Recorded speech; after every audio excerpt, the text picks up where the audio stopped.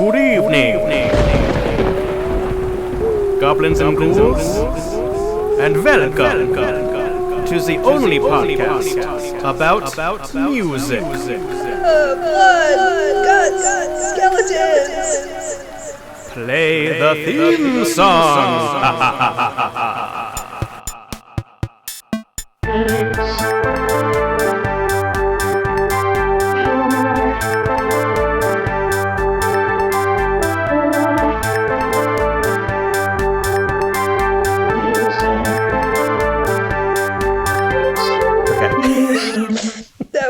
That was a good cold open. All right, thank you. So, how's it going?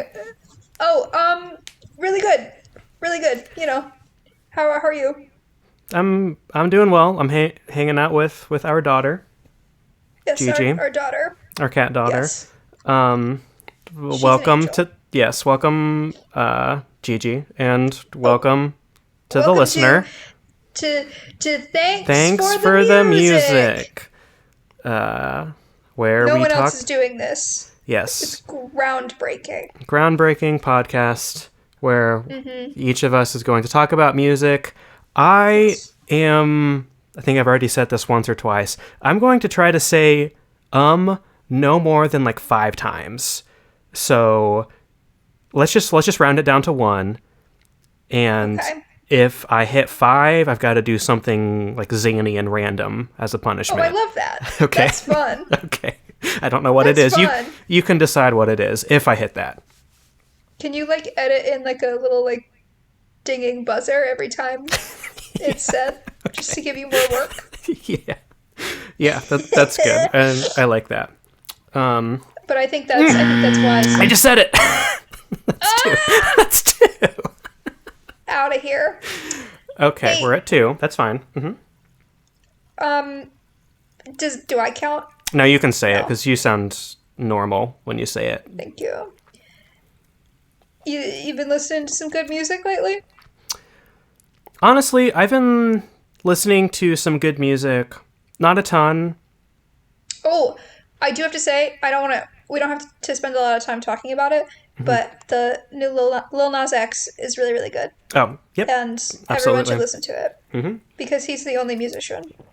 Very good.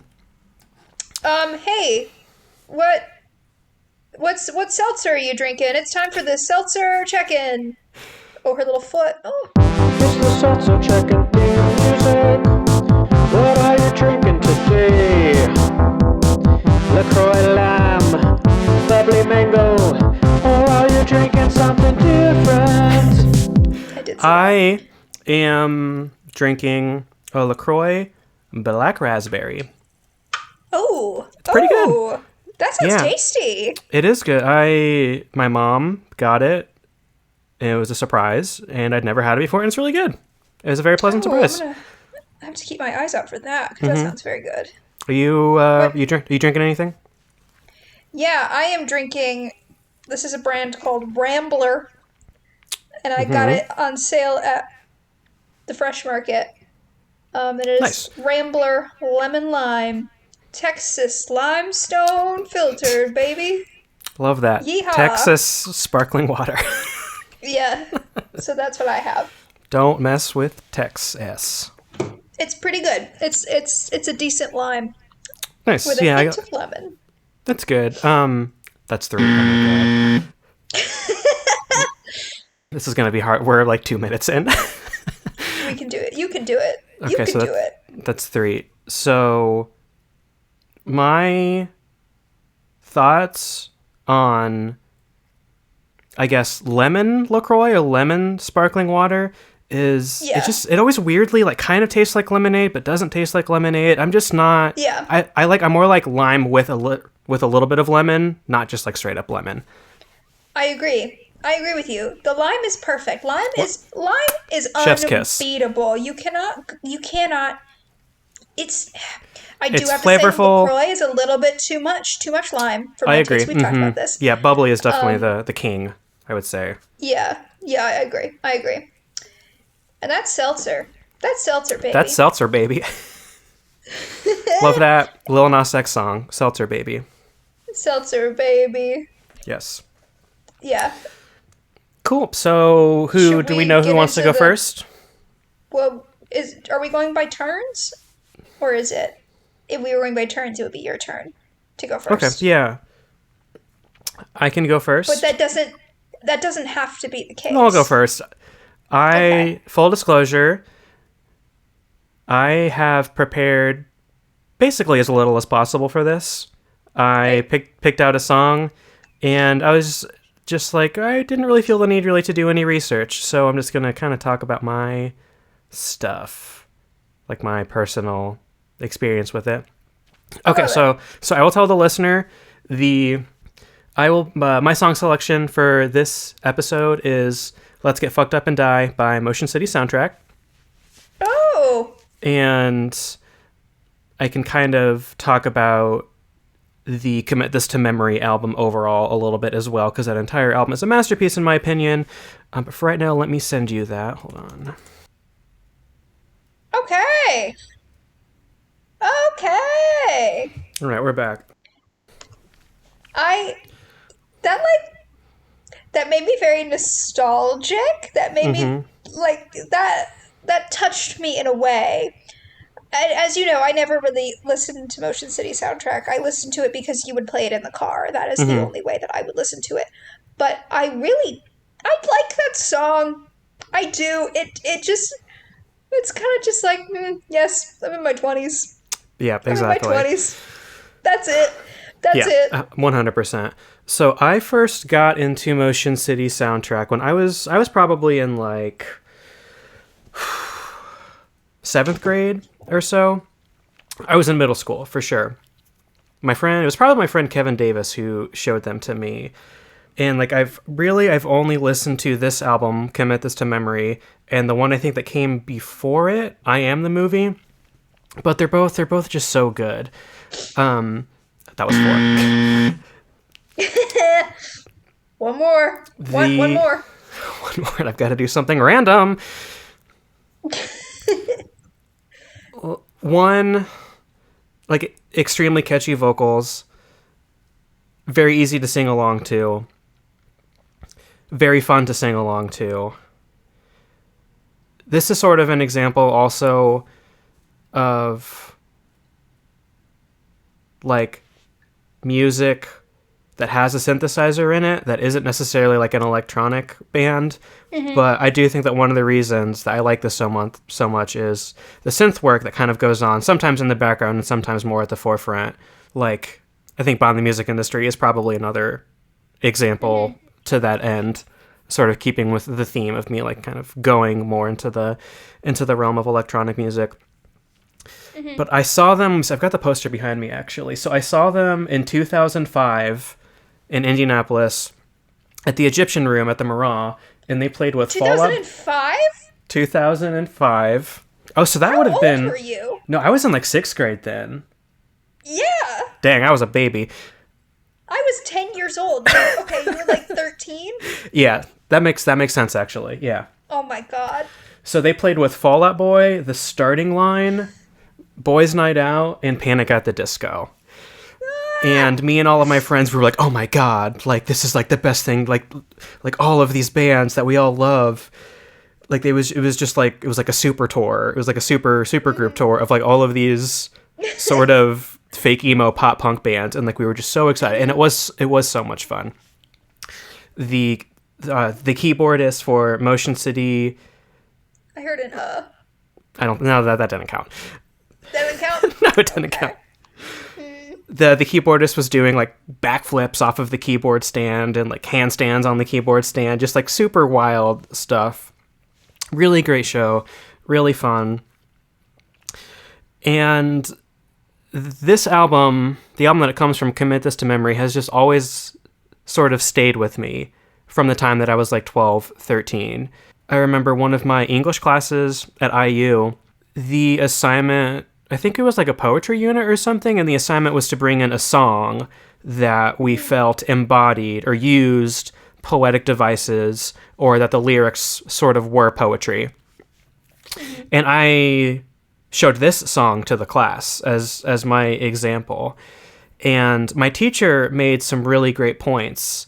She said something to the effect of, the overall kind of like story of the song is this drunk fuck up of a guy kind of like lamenting how he can't get his life together.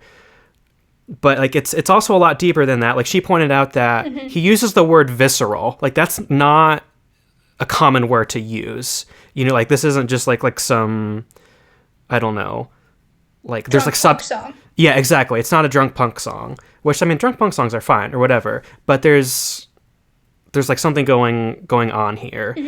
And like there have been, like you mentioned nostalgia, like there have been like so many different points in my life where this song has kind of like resurfaced and I've like related to it in like a new and different way, which I think is really impressive for like a pop punk band in 2005 to write something like that. That's really, I said okay, that's 5. Well, play that. I don't know if play that theme song. I don't know. I have something very important to say. I can't hold it any longer. I have to choose my words very carefully. Okay, here it goes.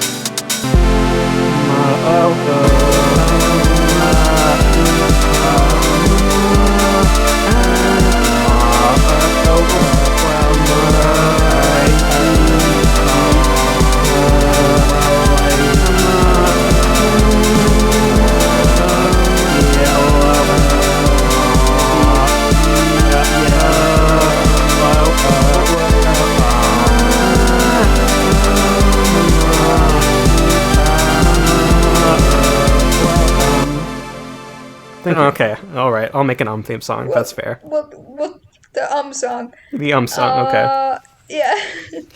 we'll think of something to do. We'll think of something. We're talking about visceral poeticism. So we'll get to I it. believe that I can overcome this and beat everything in the end, but I choose to abuse for the time being. Maybe I'll win, but for now I've decided to die. It's just there's a lot going on there. It's like heartbreaking, it's relatable, it's like self-deprecating. I don't think this is a hopeless song.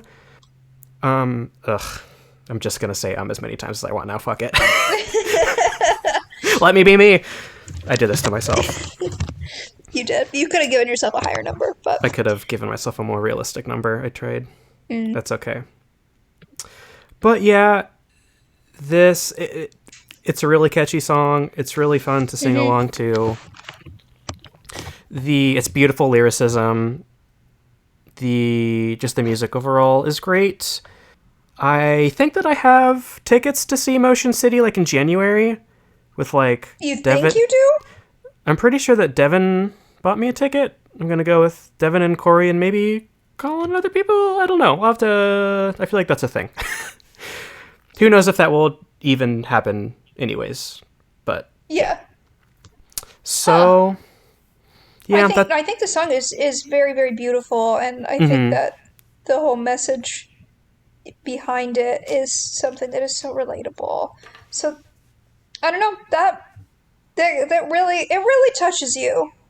It really touches you. Yeah, and actually that English class that I was talking about, one of my classmates brought up the point of the song definitely being self-aware. Like we kind of talked about how, I don't know, I brought up like Simple Plan for some reason because I wouldn't call Simple Plan and Motion City like contemporaries. Like Motion City is like a DIY band and Simple Plan is not. But they're both sort of like that Warped Tour early 2000s pop punk thing, just like kind of different levels of it, I guess. Alternative press. Yeah, alt press, yeah, absolutely. And like around this time, Simple Plan was singing songs like "I'm just a kid and life is a nightmare," and like they were like in their 20s. Yeah, and they were probably like what, in their 20s at least. Yeah, they're old now. Yeah, during that, and we don't have that sort of like, it's not. I don't want to say pandering, but just more self-aware kind of stuff going on here with Motion City. Yeah. Also, that was actually my first time watching the music video, and I just love how they're just a Midwestern band. Like there was that that. was absolutely a Midwestern sort of vibe, that Midwestern ennui of Ex- just just especially there's the one just shot of the everything person sucks. riding their bike in the middle of the winter, just wrapped in all of these layers, and there's snow everywhere, just riding your bike Yeah. through the cold, like that sting on your face. Like as a once Floridian, I was just like, ugh, that brings me back, like riding my bike in Bloomington through the winter cold. Oh yeah. Yeah, it was absolutely a very Midwestern experience, without a doubt. Yeah, But I liked it. I liked it. This song, it's good. it's It's just good. This good. was I needed to revisit this. This was very nice. I'm not going to continue to listen to Motion City soundtrack, That's but okay. this is a good treat. It's not the most incredible thing in the world. It didn't change the scope of music, but it's just good. Yeah. Good job, Yeah. Motion City. Thank you. Thank you for sharing that with me again, because I forgot about it. Anytime. I'm glad you liked it. Yeah. So you go next.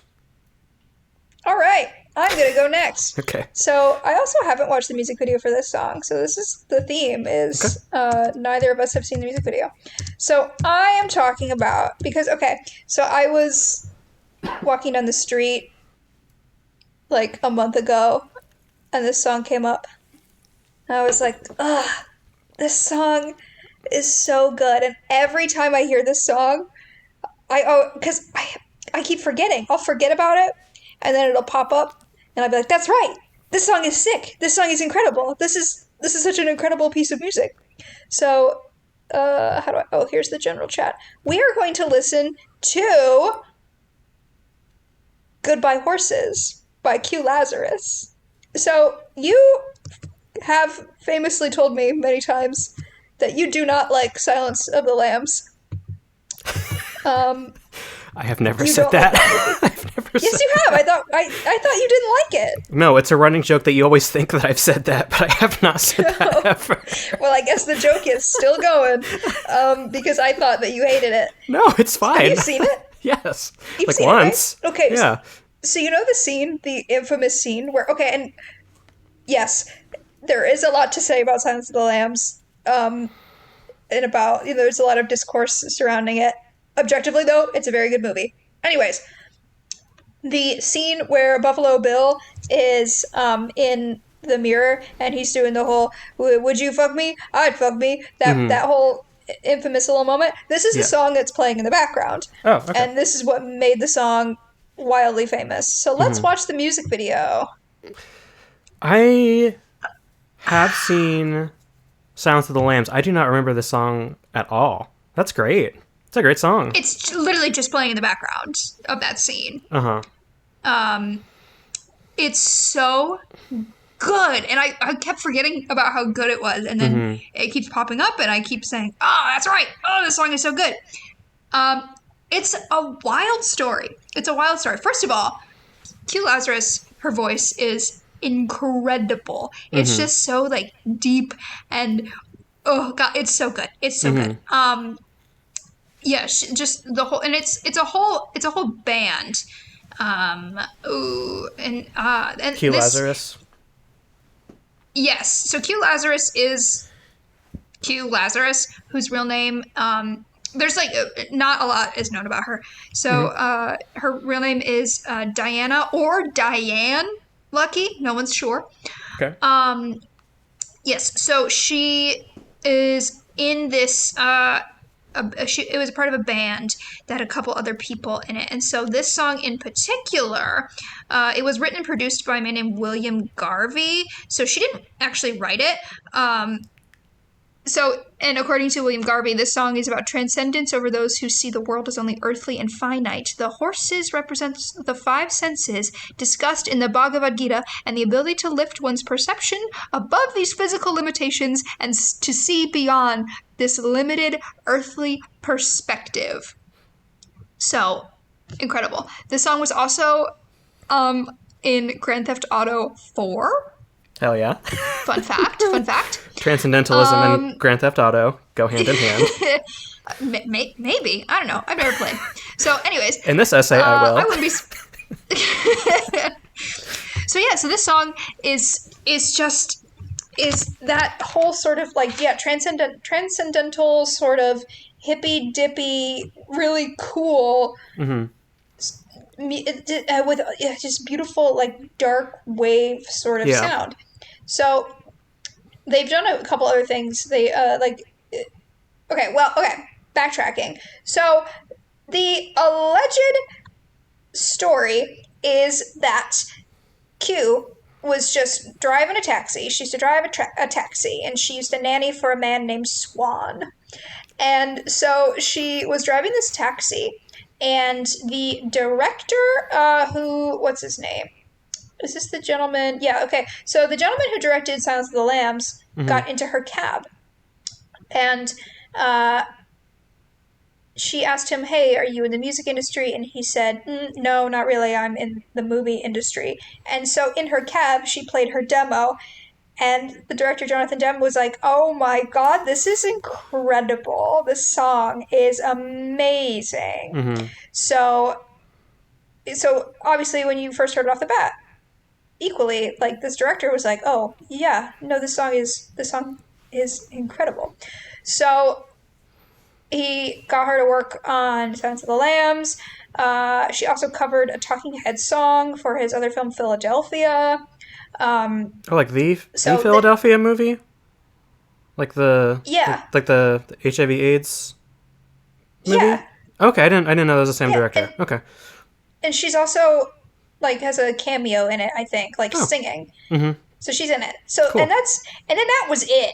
She went to England for a little bit and then disappeared, and no one really knew what happened to her. And there were a lot of different sort of there were a lot of different sort of rumors about what could have happened to her. So they thought that either she had succumbed to a drug addiction or that she had an abusive partner, because there were a lot of unclaimed royalties. And so people were Hmm. kind of like, oh, well, she's dead. She does not exist anymore. Mm-hmm. Until, user Kelsey Chapstick on Twitter. Shout out. Yeah. Well, there's a whole reason why. So Kelsey Chapstick at Kelsey Chapstick apparently wanted to cover Goodbye Horses in her band. Kelsey Zimmerman is her name. And so she had tweeted, "Time to do my monthly Google of whether anyone has heard from Q Lazarus or not." And so she did this every so often. And then, out of nowhere, and this is all that Kelsey says on a in this in this Russian nesting doll of a post. Zimmerman this is an article on Stereo Gum Hmm. about Zimmerman explaining in a Facebook post that went viral on Reddit about her Twitter feed. Welcome to the 21st century.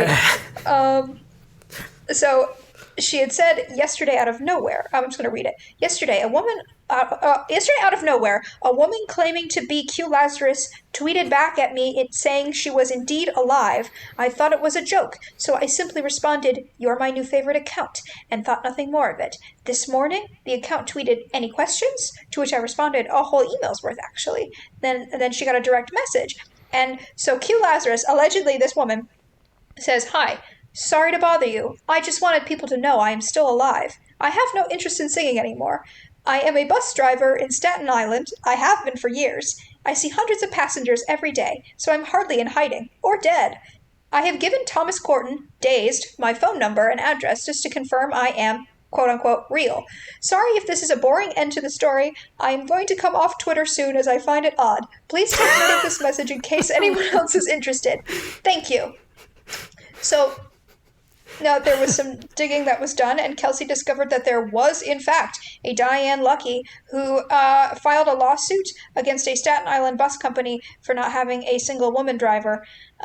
So she, and like the selfie on the Twitter was of someone who looked very identical to Q Lazarus. Mm-hmm. So apparently, it is true that Q Lazarus is just out there living her darn life in Staten Island, driving a bus.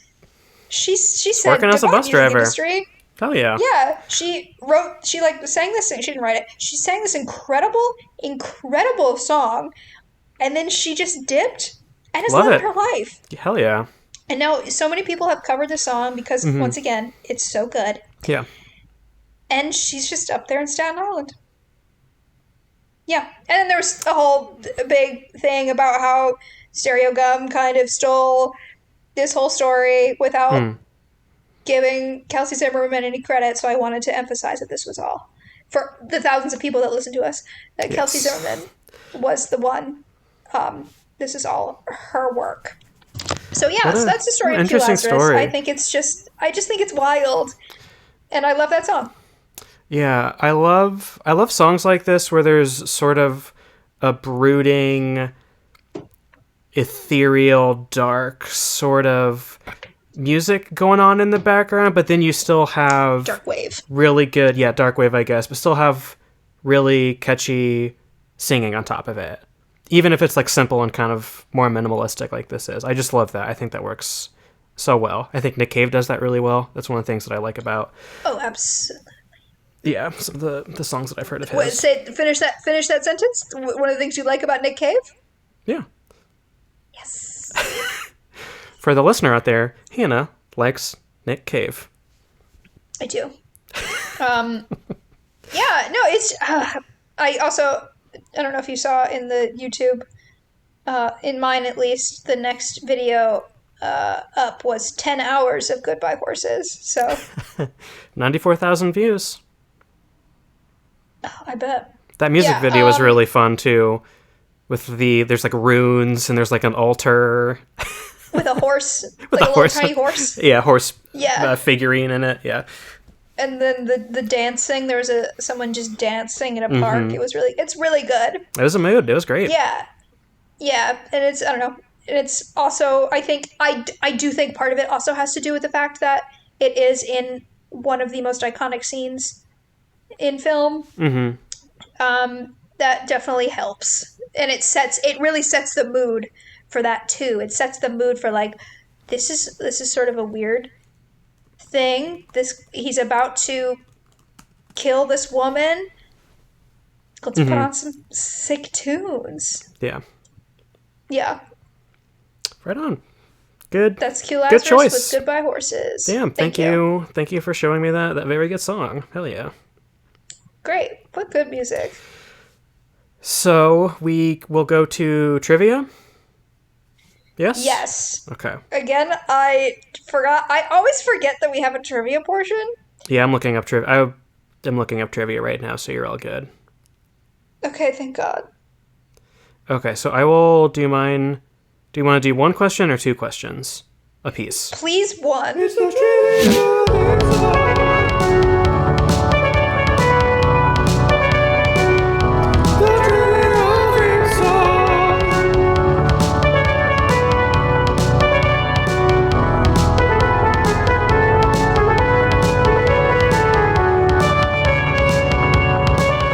Okay, I'll just ask. So we talked about Motion City being a Midwest band. What state are they from? Are they from Wisconsin? Close. They are from Minnesota.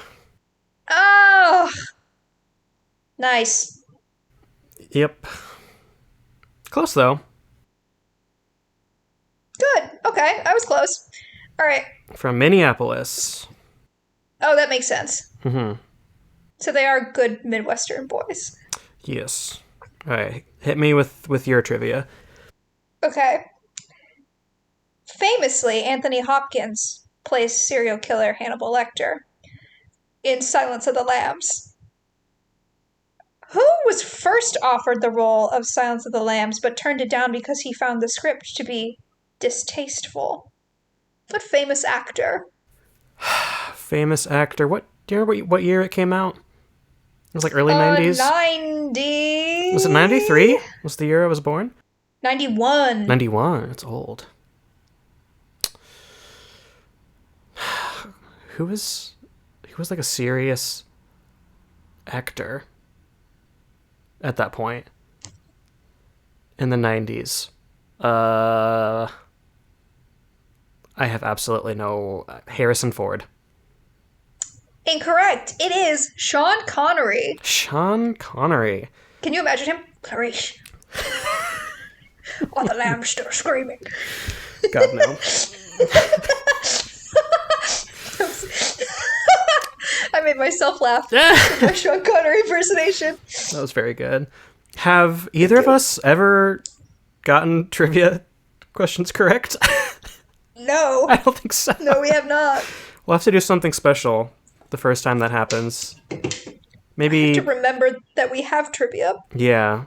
Maybe there will be like a special fun theme song in it for the person who gets a correct answer. Oh, I like that. Yeah. A point. We can keep a tally. Ooh, I love a tally. And then whoever at some sort of amount of time, we can say who wins. Yeah. I love a competition. The winner has to buy the other person a sandwich. Great. I love it. Get it delivered. I love Panera. Get ready to buy me Panera.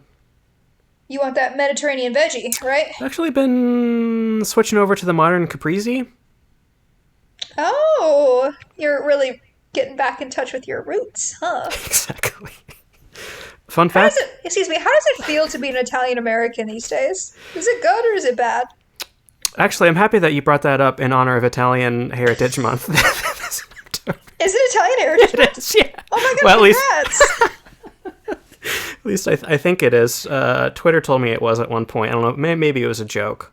I don't know. Is that maybe just because the new Sopranos movie came out? Yeah, I was about to say we've got more Sopranos, so that's always good. Mamma mia. Heard mixed reviews. I have too, unfortunately. Hopefully, it'll be okay. Is this all going into the podcast? Yeah. Okay, just wondering. Could really... It's been a while since I've had a cannoli, I will say that. Ooh. Anita the cannoli. I have to also tell you that's a really good sweater. Thank you. It looks really nice. This sweater, I'm going to describe it for you all. It is striped, and it is blue, and then orange, and then lavender. Mm-hmm. With like little white stripes in between. It's really, really lovely. Thank you. I got it from Etsy. Unfortunately, it's a little small. I just got it I think actually yesterday. It kind of the bottom of it basically goes to my belt line, so it's small. It's smaller than I thought it would be, but it's probably still wearable. Yeah, it's a good sweater to work. Thank you. Yeah, I just wanted to acknowledge it, and I meant to tell you earlier, but thank you, and thank you to the listener for this is the pod. This is the end. Thanks for coming along on this journey. Through the Midwest, through film history. Yeah. Go watch Silence of the Lambs. Staten Island. It is Halloween. Ooh, you've been watching any good spooky stuff recently? I don't you know. Okay? Yeah, everything's fine. I did see Titan, that new movie. That was kind of scary because there was a lot of gore. It was known colloquially. Okay, it was known as take that out. It was known as the movie about. It better not. It was the. I don't know if you saw the headlines about the movie where the woman has sex with cars. No. Oh, okay. Well, it's more than that. Oh, it's that did happen, but there is more than that. Okay. Yes, that was kind of. There's also a lot of ideas about gender in that too. Wow. It was very heartwarming, but also disgusting and absurd. I never want to watch it again. Okay. But that's it so far. Haven't had time. What about you? Last night, my mom and I watched the first couple episodes of Midnight Mass on Netflix. Oh, I'm watching that too. Oh, really? Okay. Yeah, I'm just 2 episodes in. I was gonna say. Oh. I feel like you would have liked it. All of because it's for the listener. It's sort of set in a Catholic community. So there's a lot of like Catholic mass and like transubstantiation and like ringing the bells and the altar boys. And I was just like laughing the entire time. I was like, this was my entire life up until like high school. But it's good. Yeah. And then also really, so deeply about alcoholism. Yeah. I'm still kind of in the dark as to what exactly is going on. Like, there's a bunch of spooky things. There's like, there's a lot of dead cats, and there's also a dead dog. So that's kind of a bummer. Yeah. But whatever. Oh, but I have 2 episodes left. Mm-hmm. It's genuinely very scary. There are many monologues.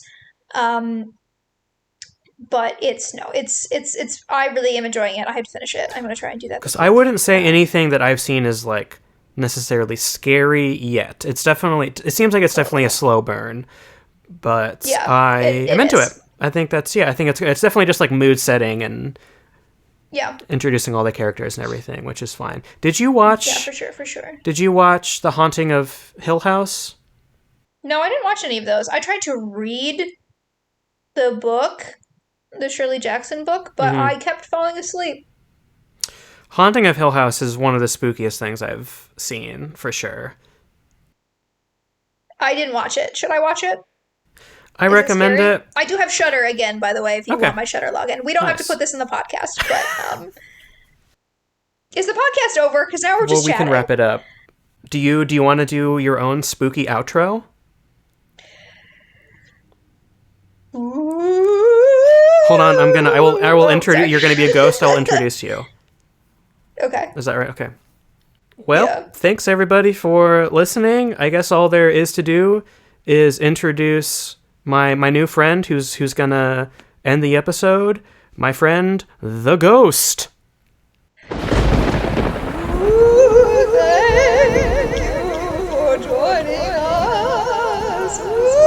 Now I may return to the other side on our podcast. Thank you for the music.